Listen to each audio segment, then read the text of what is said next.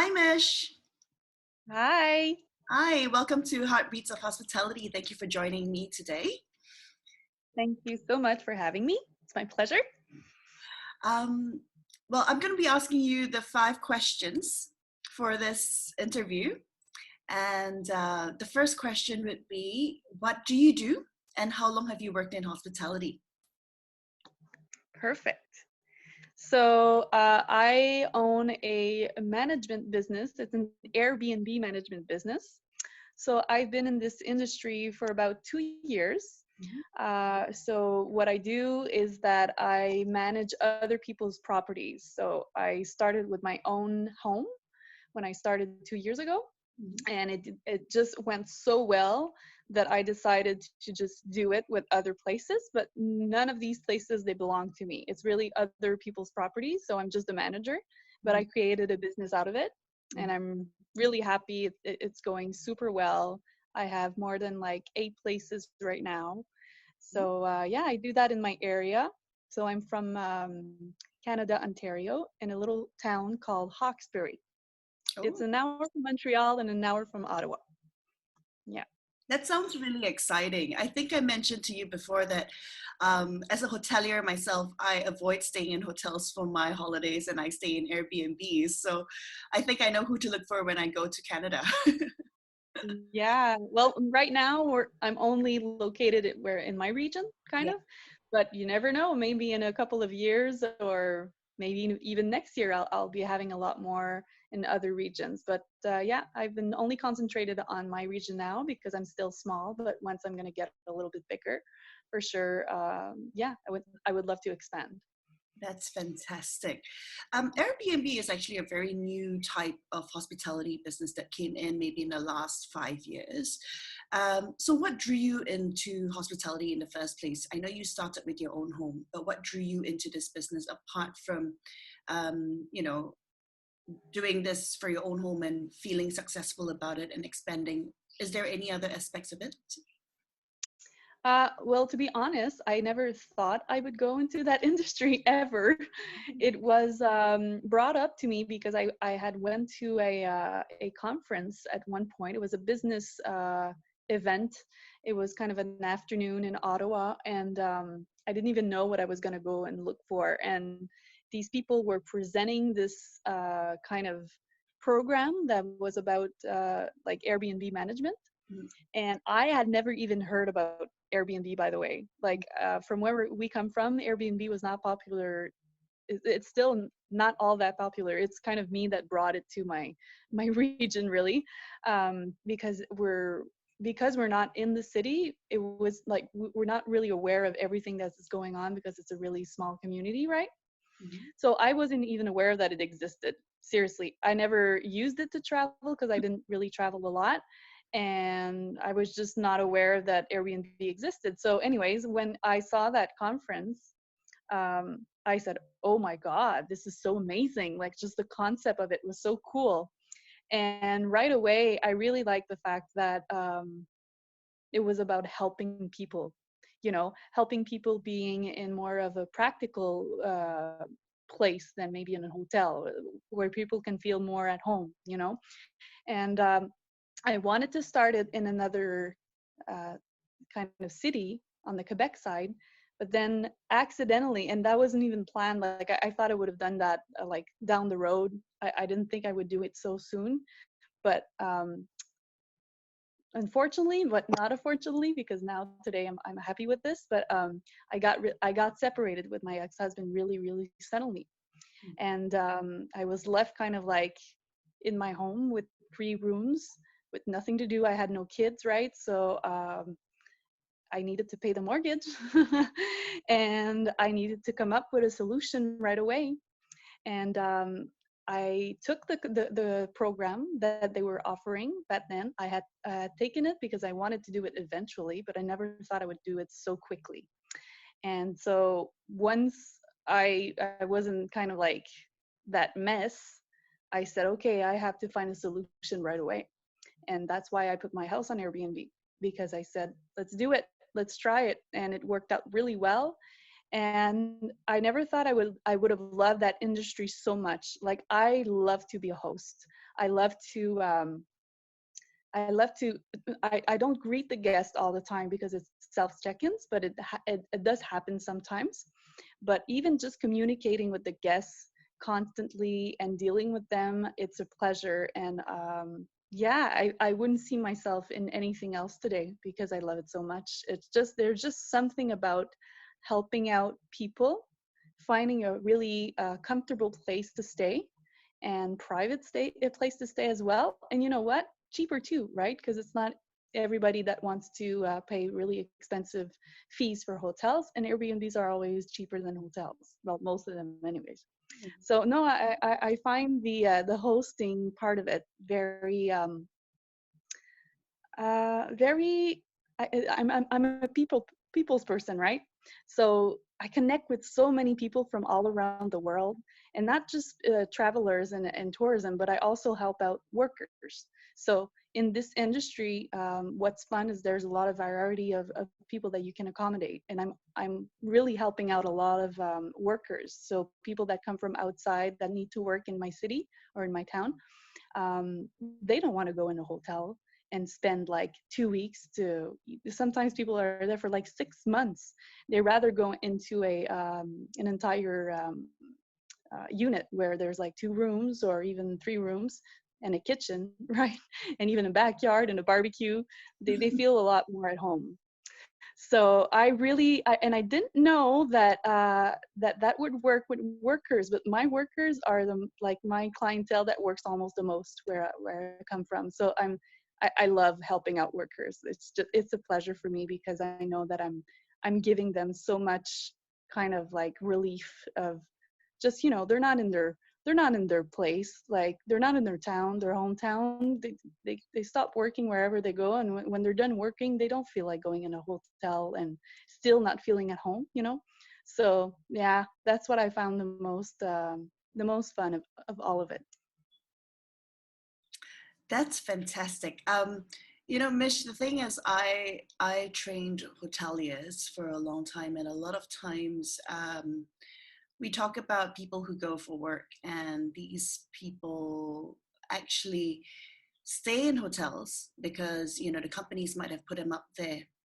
And it's not a bad thing because it's convenient, but then they never felt like they're at home, you know? So because you're away from home for such a long time, you actually do want to feel comfort. You want to feel the warmth, you know, of people treating you like you're human.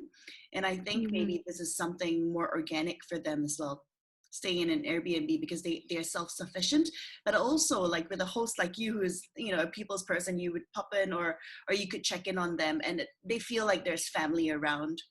And I think that's a great lesson to take as well for people who work in hotels, to Mm-hmm. remember Of that, you know, course. people who go and travel for work doesn't mean that they are always bogged down with work, but they also need that human touch and they also need that feel of being with a family, you know. So Yeah. great lesson to learn, guys. Yeah. Well, actually, to be honest with you, like most of my clients, well, most of the guests that I have or workers, what they tell me is that they love the fact that I take care of them so well. Mm, Like they feel like I take care of them. Like I'm, because they appreciate my kindness, and like I feel kind of like a friend to them, right? So I've had a lot of clients telling me that they don't want to be dealing with anybody else because they just love my hospitality skills and how well they're welcome by me. So it's not always just about, you know, making sure that the place is clean or making sure that everything is working out well. It's not all about the physical things in the place.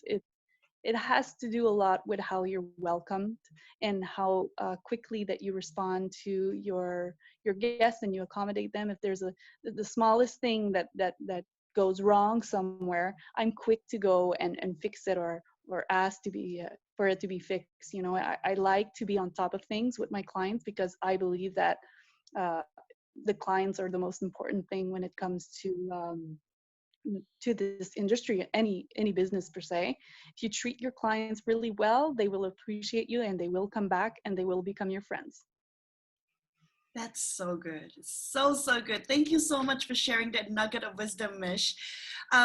Because you have met so many people from all over the world and your clients, the workers, can you please share a very memorable incident that you had in the last 2 years of managing your Airbnb properties? Yeah, well, that was when I started. So, you have to learn, right, when you start. um, I had put one of my listings, it was kind of like a cottage, and we had put what was it, events? Yeah, there's places in Airbnb where you have to put some rules, and usually I would say no events, but at this point in time, because it was a cottage, it was big enough, it could accommodate a little bit more people, I chose to put events in the listing, so events allowed, really. Mhm. And that was a mistake on my part. My partners, so the owners that are with that cottage, that were working with me, they agreed to it, so we tried it, but yeah, we learned the hard way, because we had, unfortunately, I'm always going to remember this, and and because of this incident, I know now to be very strict with my rules. um, they were four people that had communicated with me that they were going to be four, but they ended up being like 80 people, a party of 80 people.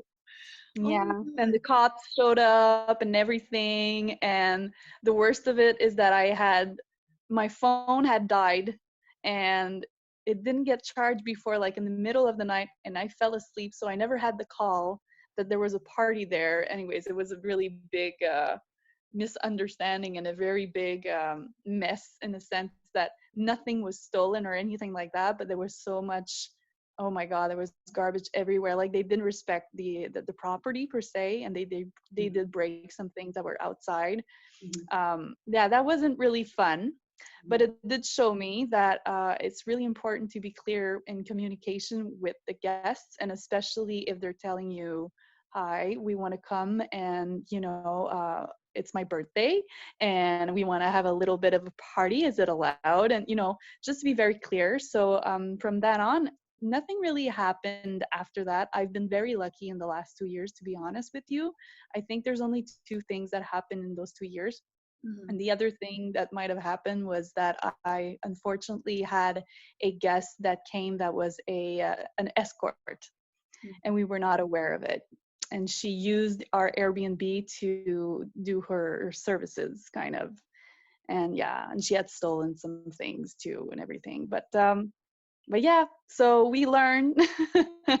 But most of all is that I don't really focus on these things, because they haven't happened all that much, and I just appreciate so much the clients that do really respect my places and are kind, and yeah, they just they respect the rules. Great. Boundaries to be set, yeah, but we cannot control everything that happens. No. So, okay, that's quite interesting. Um, so when it comes to, like, say, crisis management, how do you manage crisis management with your Airbnbs? For example, like if you had a party that turned up, or like another scenario where maybe an escort comes in, for example. What kind of crisis management techniques do you actually employ? Well, what's fun about Airbnb is that they have a warranty that comes with it, right? So you absolutely, when that happens, I have to do a claim, and I have to be fast on it. Mhm. I have to call up the guests to see if they want to.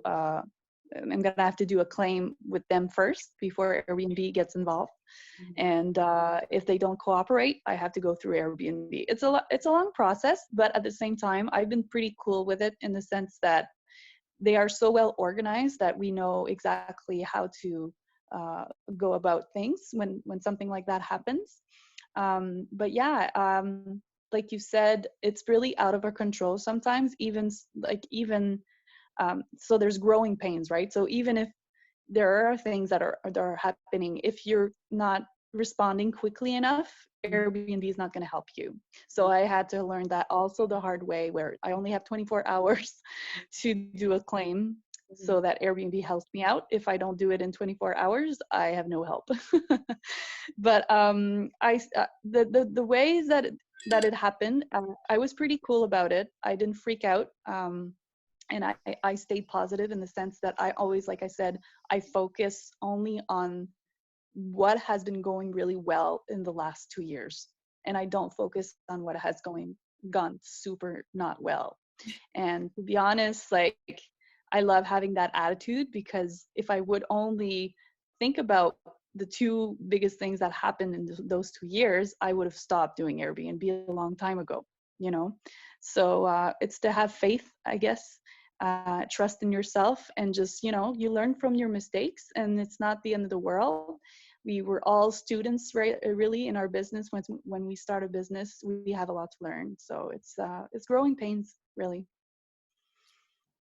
Fantastic. That's so cool. Yeah. So if, since you've only been with us for 2 years, I mean, when I say us, like us as an industry, Yeah, I, yeah. I I got consider you. everyone as my family. Like, since you've been with us for only 2 years, what is one thing that you would like to keep in this industry, and what is one thing you would like to see change? Because from a fresh pair of eyes, I feel like there must be something that you have experienced and you might want to see change for the future in hospitality industry. What I like to keep is I really like the hotel feel, in the sense that what we can offer for the guests, like little gifts or whatever, like, let's say, I don't know, like little soaps or these kinds of things. I like when I go to a hotel, is where you're going to have little bottles of shampoos, little soaps, little things like that, little chocolates on the bed and all that, even a bottle of wine, those little extras. I really like that about this industry, where we're not just thinking about, okay, you have a place to stay and that's it. No, you're also offering more, in the sense that these people, they're actually wanting to come back to where they go, because it is competitive.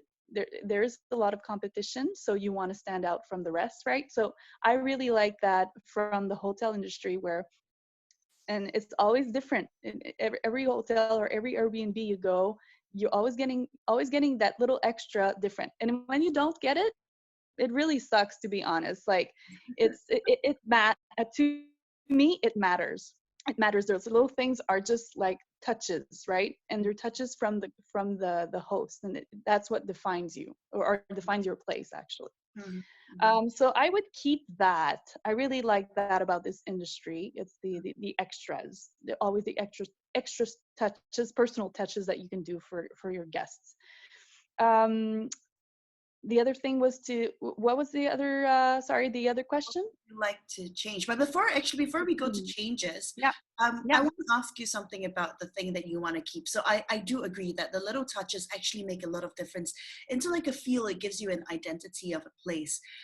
It helps you remember a place, like, oh, I went to this little place and they've got like cute little soaps in the shape of seashells, and because the resort or the hotel is by the sea, so it's like a nice little touch.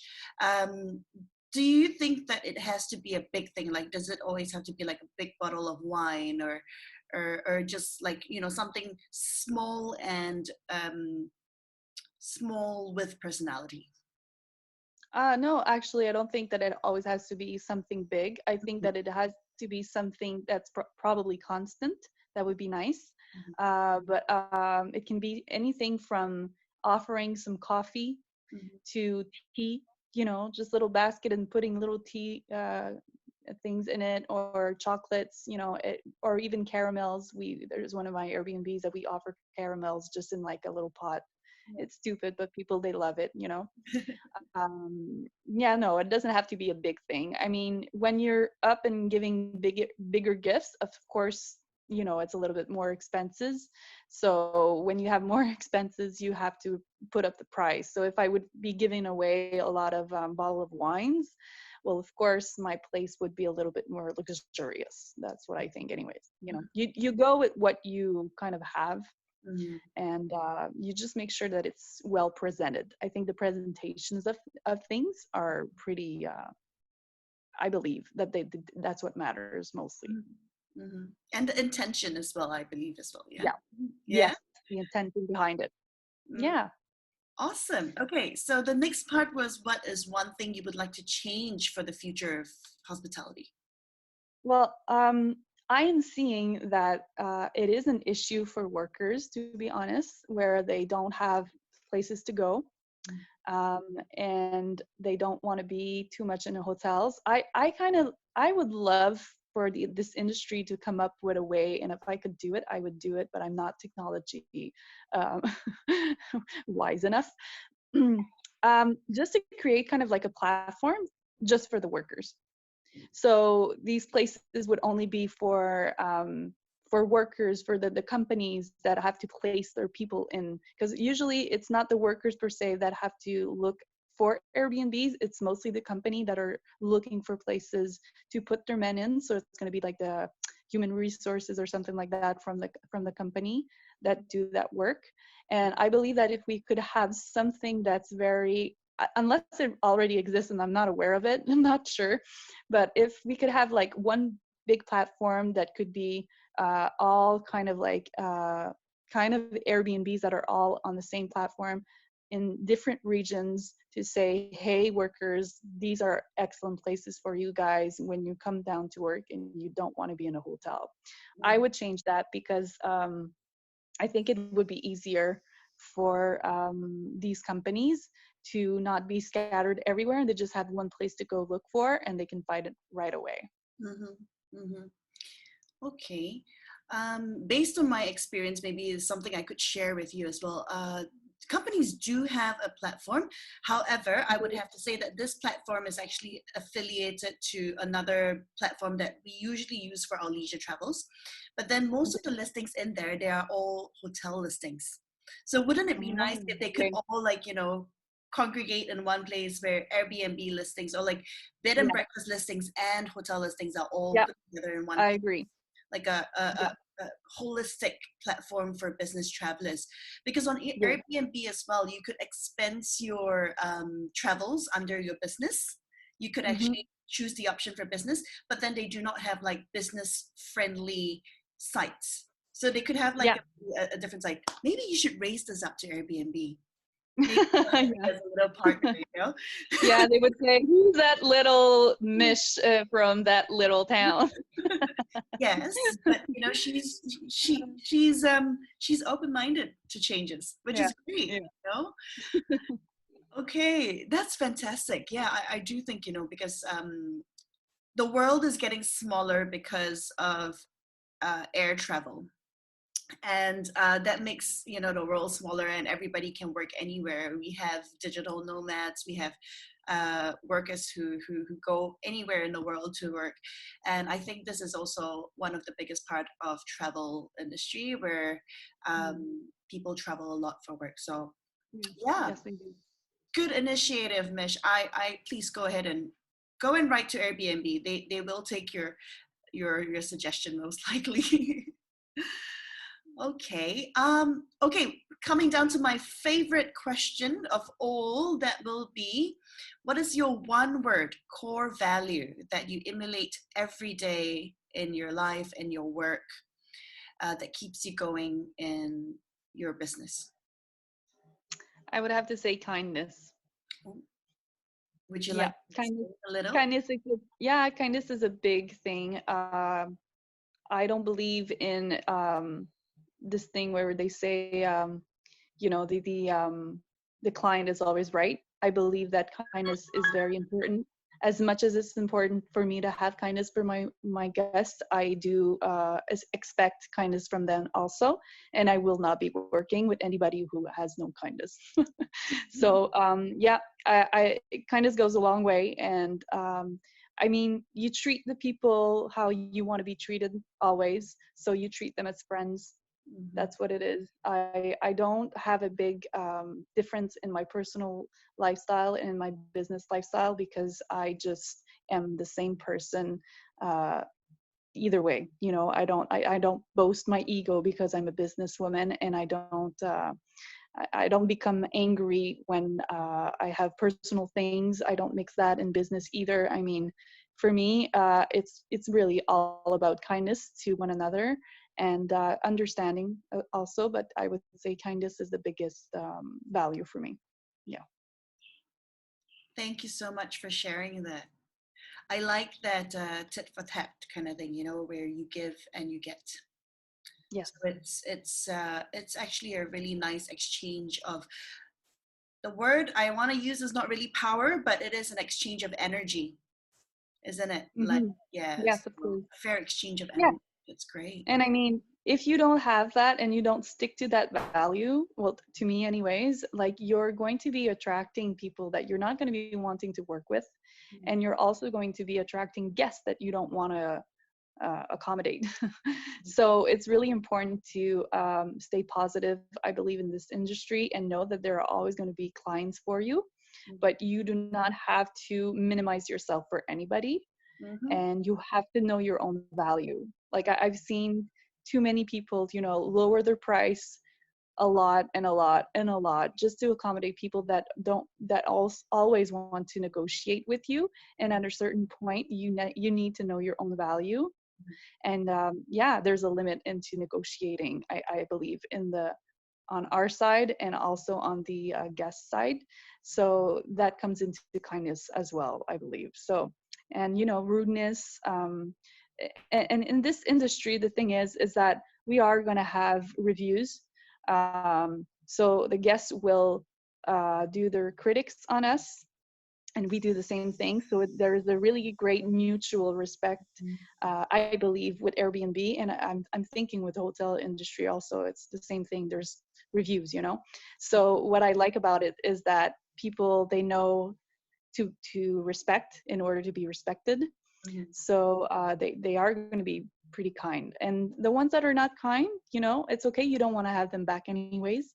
So this is what I'm saying, when kindness is a really big value, you're not going to accept just anybody, and you're going to lose some maybe, but you rather have people that are kind and respectful than having people that are going to come and just bring their bad energy and give you bad reviews, or just not respect your place either.